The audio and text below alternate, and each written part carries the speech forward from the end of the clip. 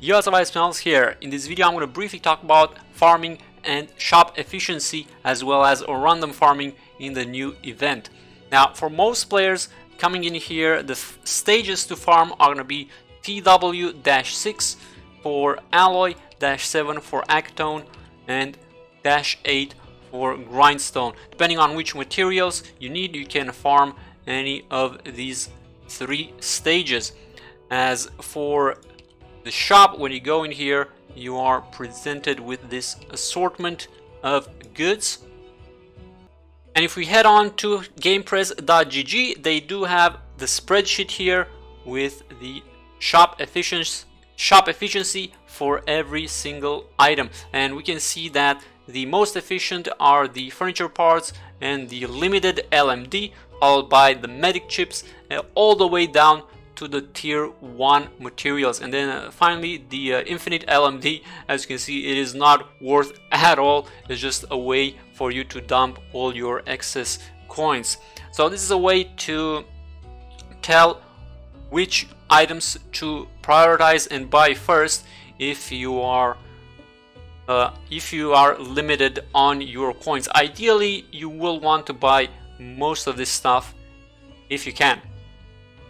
Now heading back to in-game, what about random farming? Let's answer that question as well. Can I still farm 1-7 in this event? Well, not really, because the coins, the antique coins for this event, you will need to farm them in the stages inside the event. So if you're farming for a random, you won't be able to just keep on farming 1-7 as per usual, and instead you will need to come in here and either farm some materials, or if you just want to do a random farming, you are gonna have to go for TW-4. In here you're gonna be able to farm some rocks and then get the coins, and as soon as you get all the coins you need, you can then maybe go back to farming 1-7. So let's go to the shop real quick. Now for someone farming or random, the priorities are going to be a bit different here. Now starting off from the left side, we have a Phoenix token. You're probably going to want to buy this one either way. It's a new operator. You want to get all the potential for that operator. It is always worth it. The headhunting permits, obviously that's going to be really good as well. Now the polymerization preparation, this one is an interesting one because crafting these, they require devices and rocks. So actually by buying these, you save those rocks and devices that you can then just process into a random if you so want.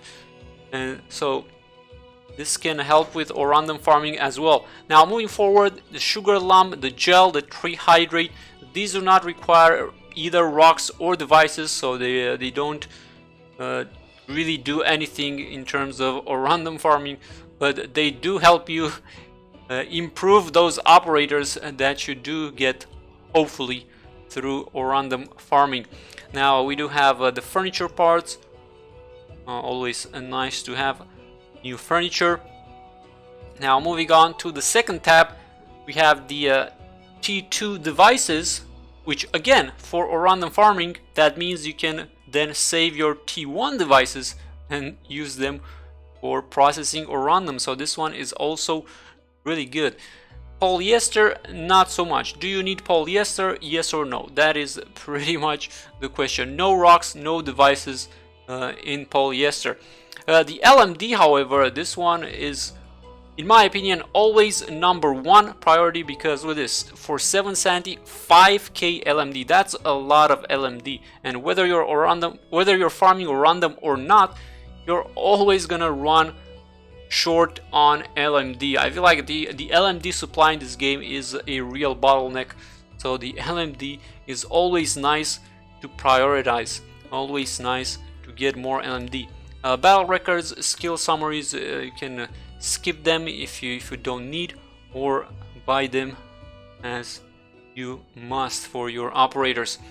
Now For the final one, we have sugar, so nothing crazy here. Just the T1 materials, the furniture parts.